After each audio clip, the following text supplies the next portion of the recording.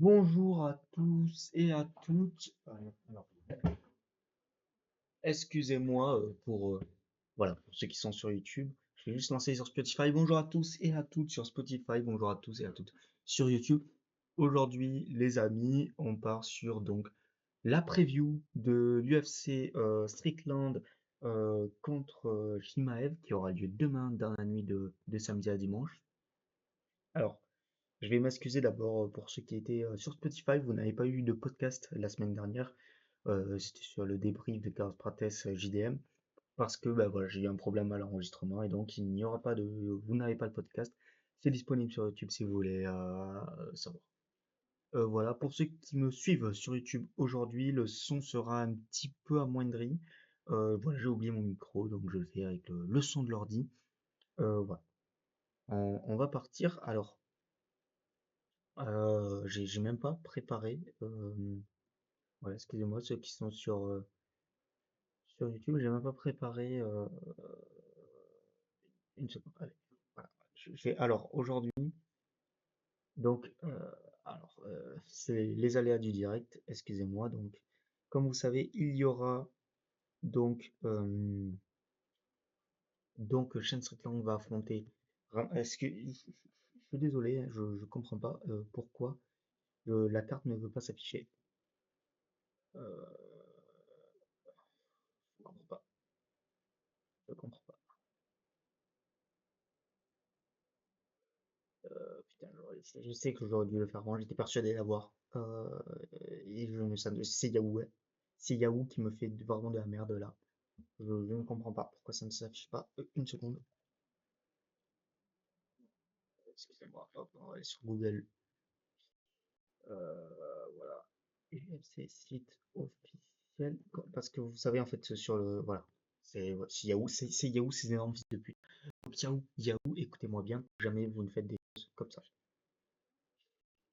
Et donc, on va faire comme d'habitude, comme on fait à l'accoutumée. Nous allons, nous allons débriefer la carte en parlant des principaux, des combats sur la pré-prélim. Alors que sur la pré-prélim, il y aura un Français, William Smith, qui revient comme Sabatini. Donc ça peut être très intéressant. Carpenter Ochoa, franchement, je m'en fous. Alors je ne m'en fous pas complètement parce qu'Ochoa est un combattant que j'aime bien. Mais voilà, globalement, je vais pas spécialement m'attarder sur la pré-prélim. On va juste, voilà, on a Baisangour Shirsukev qui revient contre Santos. Comme vous savez, Shirsukev qui est sur 2 victoires à l'UFC, qui était venu, voilà, qui avait pris une grosse hype parce qu'il avait fait beaucoup de trash talk, parce qu'il avait combattu à une semaine, je crois, ou 2 semaines d'écart entre ces deux combats. Voilà, je pense que c'est un très bon combattant. J'attends de voir plus de lui. Je m'attends à plus. Je pense qu'il va gagner avec un finish. C'est un bon match-up. Mais voilà, je suis intrigué de savoir un peu ce qu'un combattant comme Sursukai va donner. Mais voilà, c'est un combat abordable. Santos, voilà. Sincèrement, il peut se passer de très bonnes choses. Et je pense que voilà, je suis intrigué, donc je vais regarder ce combat. Moi, je pense que je vais regarder toute la carte dans la globalité. C'est une très bonne carte. William Gomis aura, selon moi, son combat le plus compliqué de sa carrière contre Pat Sabatini, qui est sur plusieurs victoires d'affilée, qui est un grappleur aussi. À souligner, Pat Sabatini est un grappleur. Donc voilà, combat de grappleur contre striker. Voilà, Pat Sabatini, si tu finis pas dans le premier round, ça peut devenir très compliqué. Ça m'embêterait de parier contre Gomis, mais c'est vrai que j'ai plus, si on parle en sportif, plus je vois plus Sabatini s'imposer dans ce match-up-là que William Gomis. Mais allez, je pense que quand même William Gomis a les cartes pour nous choquer. C'est pas une science exacte le MMA, donc voilà, pourquoi pas. Voilà, ça fait plaisir donc déjà de voir en français sur une carte comme celle-ci, 328 où il y a 2 ceintures, surtout un William Gomis qui est pas forcément le plus bankable pour l'UFC. Voilà. Ça peut être intéressant s'il fait un gros finish, il pourrait être amené à pouvoir affronter un top 15 par la suite. Donc franchement, combat à suivre, qui m'a hype énormément. William Gomis fait partie de mes combattants français préférés. Donc voilà. Euh, Donc voilà, je sais pas ce que ça représente les très simples, ouais. Donc il est même pas favori, William Boyce.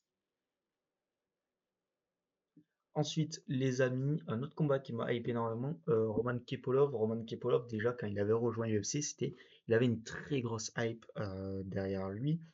Voilà, je sais pas pourquoi il y avait à l'époque une grosse hype derrière lui, mais c'est vrai qu'il était vite vendu comme un futur gros prospect. Finalement, là, il est sur plusieurs défaites d'affilée. Il prend notre prospect, Marco Tullio. Je crois qu'il fait partie de Fighting Nerd, mais je ne suis pas sûr. Ça serait intéressant.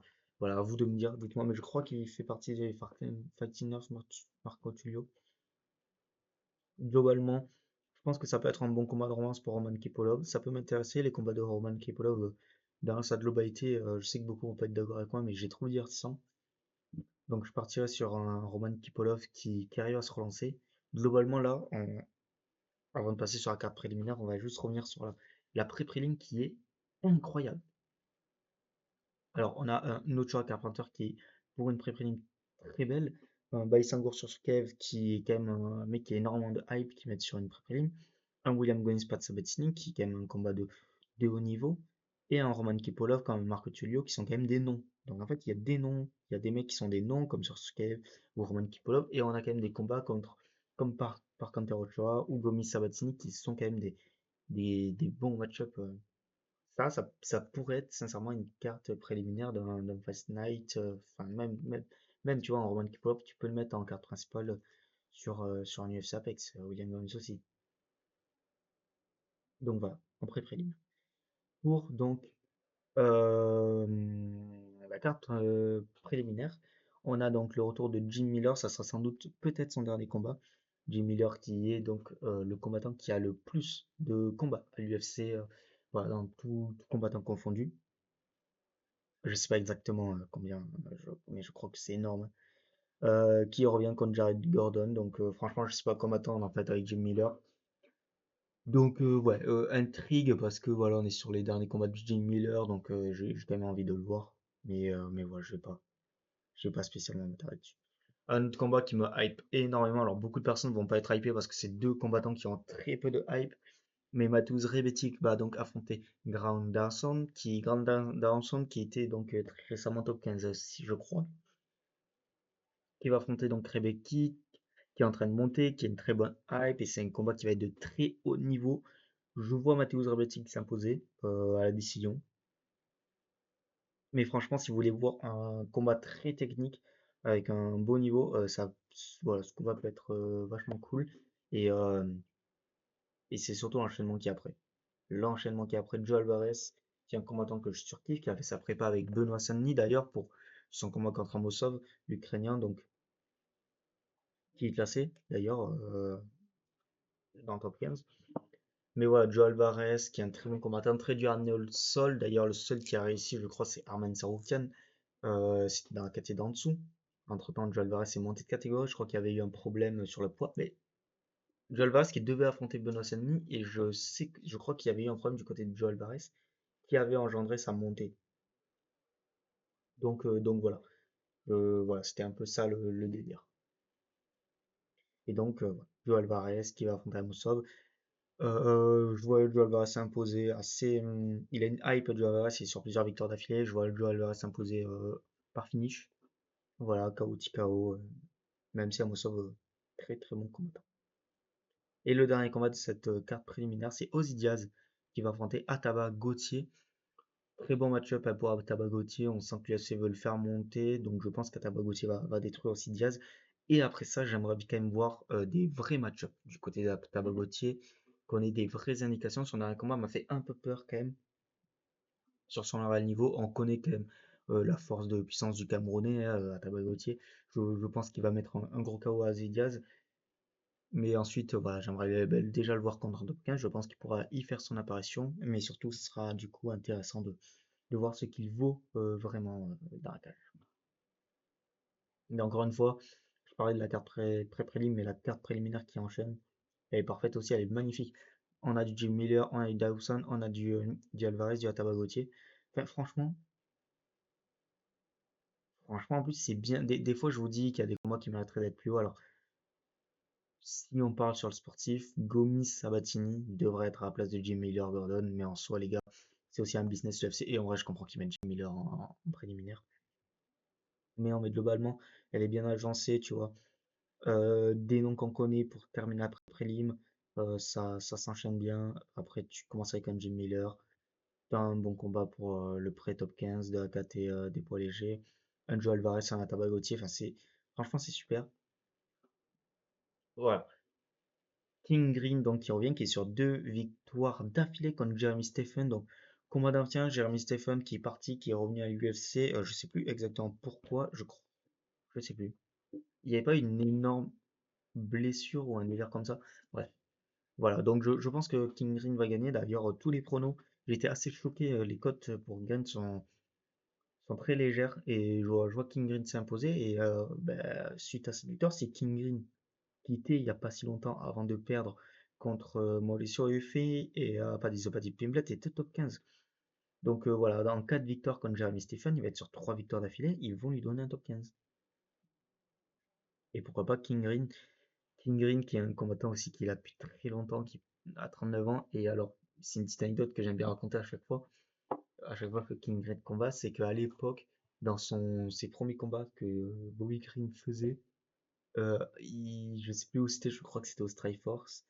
Donc il y avait la taille pose de taille fait avec les combattants et à côté il y avait le style de combattant. C'était un mec qui venait du jiu-jitsu, un grappleur, un kickboxer et King Green avait écrit Bronx, je crois, il avait écrit le nom de son quartier. Donc voilà. Euh, voilà pour la petite anecdote. C'est qui est très drôle et je vous invite à aller voir l'image. Je pense que le combat va être intéressant. Victoire de King Green.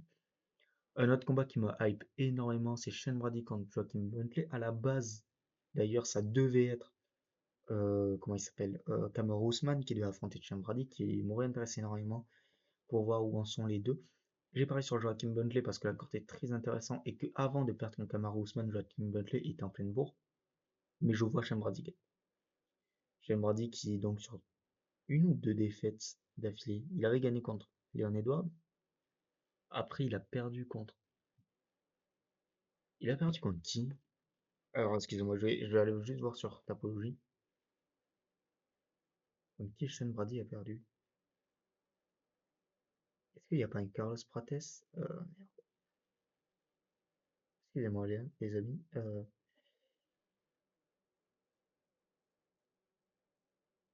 Alors, ouais, excusez-moi, voilà, pour ceux qui m'écoutent sur Spotify, voilà, ça s'est arrêté, je ne sais pas pourquoi.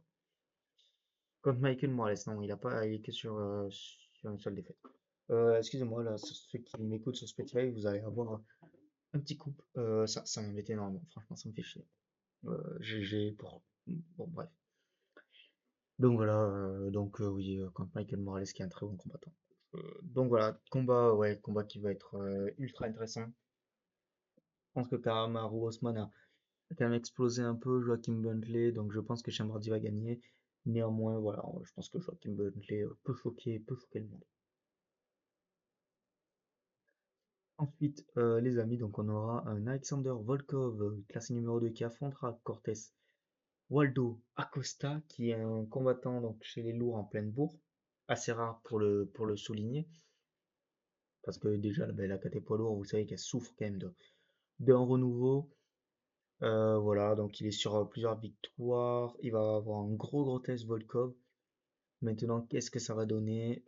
Ultra Waldo, ultra qui revient très souvent dans la carte pour un poids lourd. Qui revient très souvent dans la cage pour un poids lourd, c'est assez étonnant. Je pense que Volkov, malheureusement, ce sera un trop gros test pour lui. Même s'il avait gagné face à des rats, faut se souvenir qu'avant ce doigt dans l'œil et ce KO, et ben, il est en train de perdre le combat. Donc voilà.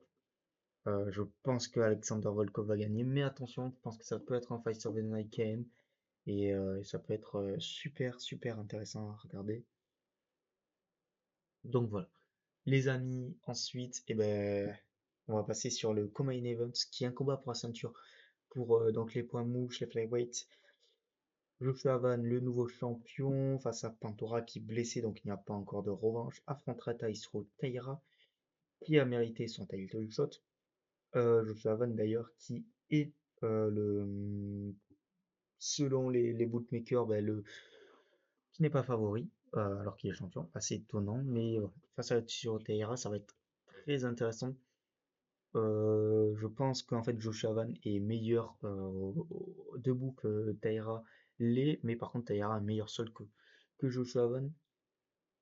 Mais je vois quand même Joshua Van réussir à s'imposer par KO assez facilement. Peut-être au deuxième ou au troisième round et conserver sa ceinture. C'est un combat de 2000 d'ailleurs. Euh, Joshua Van qui est 2001 et Ty Strike qui est en 2000, donc assez intéressant. Voilà, sur le fait que ben, on a une nouvelle génération qui arrive dès 2000 et qui commence déjà à se battre ben, pour les ceintures mondiales. Intéressant aussi de voir que j'ai entendu ça récemment. Si Taira prend la ceinture, ça sera le premier champion de l'histoire de l'UFC qui est japonais. C'est ultra, alors que l'UFC est allé 40 fois au Japon faire des events, a fait plein de trucs là-bas et pourtant, ben, ça serait peut-être lui le premier champion UFC japonais.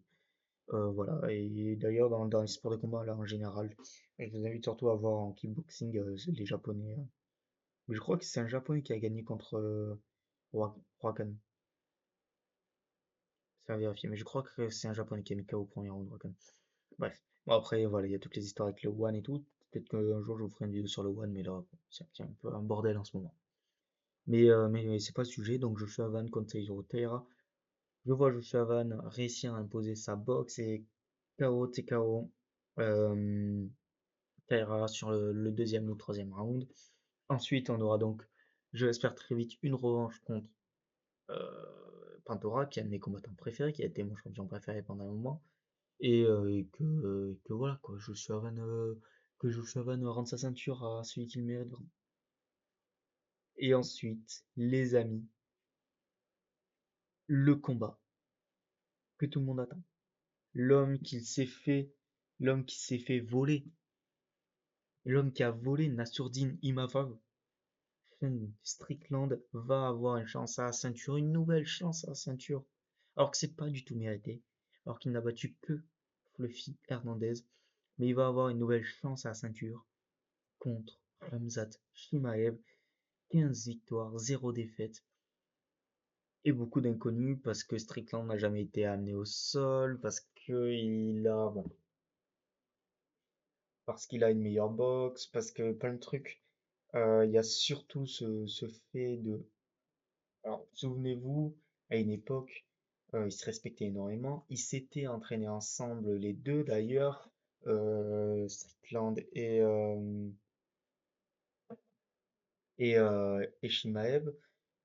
Euh, et Strickland avait dit, c'est tout est filmé, tout est en vidéo, tu es le meilleur de la salle, t'es vraiment trop fort. Il avait un petit peu saucé. Et donc on sait que Ramzat avait mis un petit peu la misère à Sean Strickland. Donc ouais,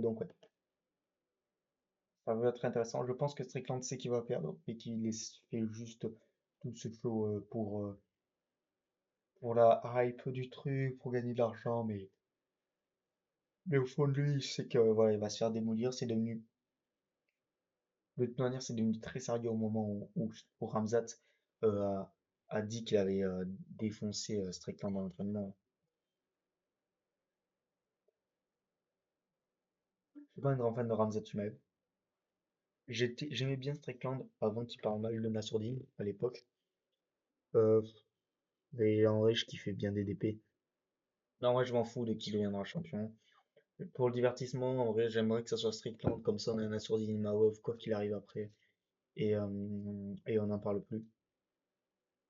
Mais je pense que ce combat se finira. J'ai parié victoire de Shimaev au second round, parce que je pense que Strickland arrivera à tenir le premier. Le second round, voilà, ça passera pas. Franchement, après, voilà, il y a énormément de shows. Euh, Strickland a attaqué Shimaev sur le VK Kadyrov, sur le fait que c'était un terroriste. Ouais, Shimaev a juste dit que oui. Shimaev a juste répondu oui, bah oui, je suis un terroriste. Donc ouais, il s'en prend un peu.